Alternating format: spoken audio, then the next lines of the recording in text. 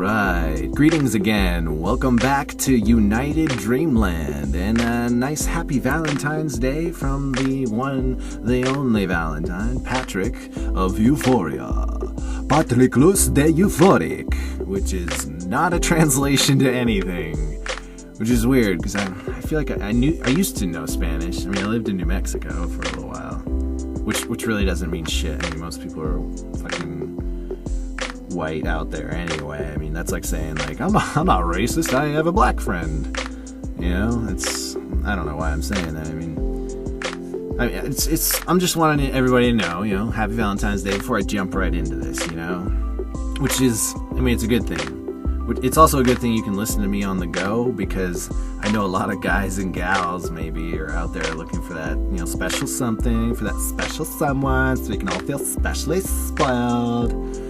Or in reality, you're actually scrambling because you fucking put it off and assume that it's not a big deal, which is always everybody's first mistake, believing their significant other. If she says I don't want anything special, she probably doesn't, right? Wrong. She will hate you forever, and or bring it up every time you go out or don't go out, if you seriously think she doesn't want anything and just wants you to do the basics. Don't ever do the basics. Every guy has fallen for that trap. There's no need to keep falling into it year after year after year. I mean, last year, God, I almost completely blew it, which is good because she'll never know that. Unless she listens to this, I guess. Shit. Anyway, it was especially good because I could learn from my mistakes and not get in trouble for it, at least not at the moment. You know, I had this great restaurant picked out down in Venice with a nice view of the ocean. It was a sushi spot with waterfalls. She loves sushi. You know, it was a nice little tropical setting, you know, get some Japanese food.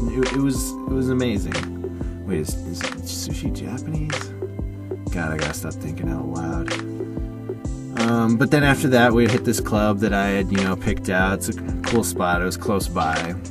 You know, I had never been there, neither had she. She likes to party, you know. And then we go back to the hotel, which she had booked, because she's fucking always on it. She's way more punctual and organized than I am. I mean, maybe I'm just not organized so I can balance the relationship, you know? Maybe that's my way of caring. You don't know me! Sorry, I'm just practicing in case I fuck up again, which you never know. So anyways, she had the hotel picked out, but, you know, I didn't even think to make a fucking reservation. What the fuck was I thinking? Of course every seat is booked.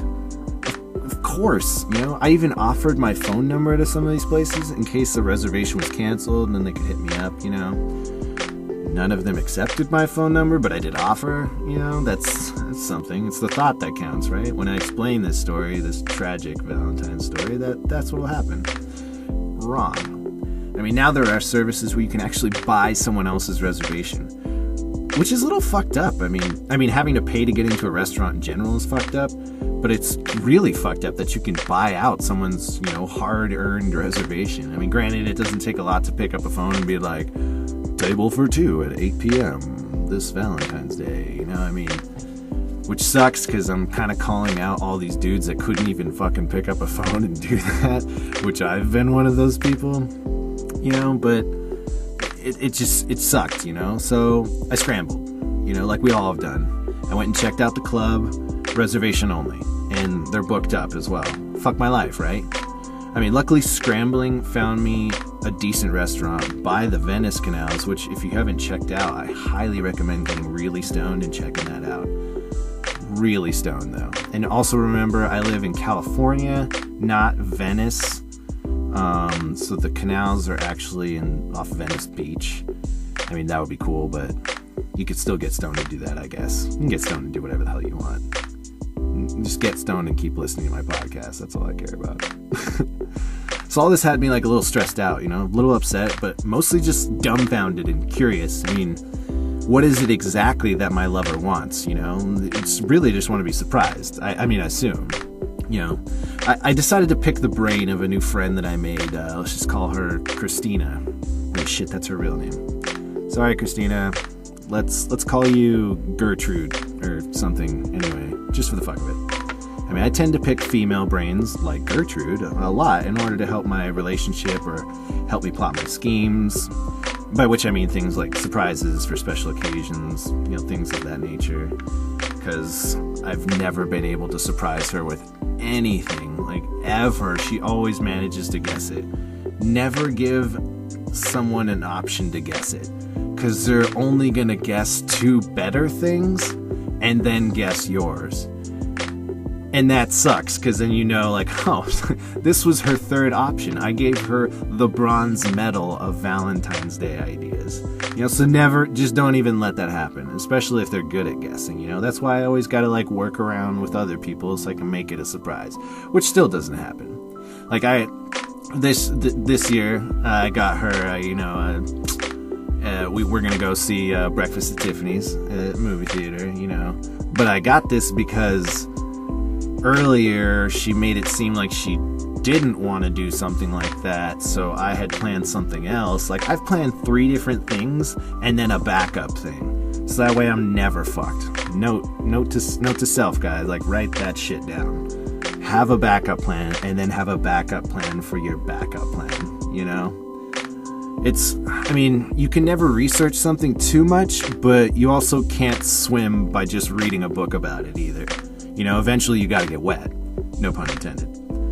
So I asked her, why women do... and this is a generalization, mind you. I don't want to see any women hating comments on my Facebook or anything, It's why do women say things like they don't want anything special or not to make a big deal out of it, or their birthday or whatever, when they obviously do. Who doesn't want to feel special? Mentally challenged people, that's who. I'm kidding, but, in all seriousness, why is that, She tells me that something she hears a lot from women is things like, he got me this, and he took me here, and I didn't even ask for anything. That's just how amazing my boyfriend is, way more amazing than yours. She also said that, it's kind of a jealousy thing, which makes sense, hate to say it, girls, but you do that shit a lot. Sometimes girls assume the guy has done or planned absolutely nothing, which even in the guy's defense is more often true, unfortunately. This way, if she expects nothing and gets nothing, she can weed you out as just another dude that can't read your mind. Which, headline, ladies, is every dude. So, I'm no Cupid, but I always like to spread the love. That's why they call me Euphoric. I make you feel good, I'm doing my best, Most nice guys do. And I don't mean that in the sense of nice guys that are nice. I mean the nice guys that do everything to be nice to people and consistently get stepped on and treated like shit, Used to be one of those guys, actually. Still lingers a little bit, though. I caught myself walking some lady across the street. Should have been like, fuck you, bitch. God damn. Walk faster and do it by yourself. But, I'm just a nice guy, let's take it to basics. Love is all you need. And it's true for the most part. I love weed. I love when it's gloomy outside. I love to hate people, Love is all around us. But, you could say the same thing about oxygen. But I can't oxygen anyone. You could blow someone, but that's a whole other podcast right there. My point is, even if I had one to begin with, is love your lover like Shaggy from Mr. Boombastic, Make the ground shake with your slapping and the tears drop from your rapping, But do it every day.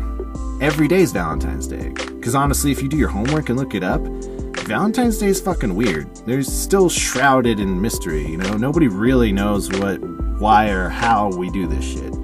Besides Hallmark. One story says that St. Valentine was a priest that continued marrying people even though it was decreed that all military men must remain single for the good of the army. But, I guess that does make sense, because, man, when I am fucking horny, God, I will kill somebody. Oh my God, the longer it goes on, shit, man, they must have had a crazy army. But maybe they just had a really jealous leader, like that girl that always wants the attention, everybody's attention in the room. And she even will flirt with you in front of your girlfriend just to piss her off, Maybe he was like a Roman floozy or something. Another story said he was beheaded for this reason, but there are several stories, and that's all they are, stories. The first Valentine's Day was a pagan festival where they would sacrifice goats and other animals, skin them, make strips out of their skin, dip them in blood, and then slap the crops and women as a sign of fertility. Apparently women were into it too, and there grew the art of bondage. During the festival, the woman would put their name in a jar, and at the end they would be randomly drawn and paired with a man, which usually ended in marriage. Glad times have changed. I mean, I couldn't imagine slapping my first crush, Kimberly Burton, with a strip of bloody goat's butt instead of my Batman Valentine's Day card. So go buy all that crap if that's all you can do to show your affection. Just remember, everybody needs love, but not those dudes hanging outside of the 50 Shades of Grey theaters looking for an easy pickup. Those douchebags just need punches. Anyway, signing off from United Dreamland, I have been amazing, and your host, Patrick, the Euphoric Being. Peace.